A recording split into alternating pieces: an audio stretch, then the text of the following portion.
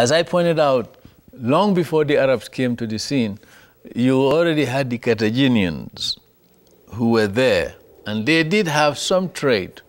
We read in Herodotus, the Greek traveler and writer, that you have the Garamantes, and the troglodytes, in that part of the world, and there were connections between the Greeks and the Carthaginians, as we know later on, with people south of the Sahara.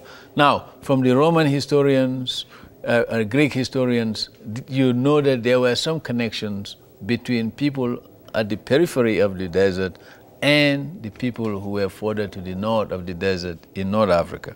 But it was only after the coming of the Arabs that we now begin to see human agency penetrating the Sahara and reaching points south of the Sahara, deep enough. And the Arabs were able now to travel by camel for several weeks across the Sahara, which is the largest desert in the world, to points south of the Sahara. And this would lead to the development of several trade routes into sub-Saharan Africa, beginning from Egypt all the way up to Marrakech in Morocco.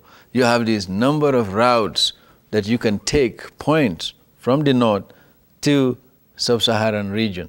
And the Arabs were able to penetrate through these different routes to penetrate. You have the Kordofan, Darfur part, you have the Tripoli part, you have the Tlemcen part, and then you have part leading into Timbuktu, and then the Marrakech.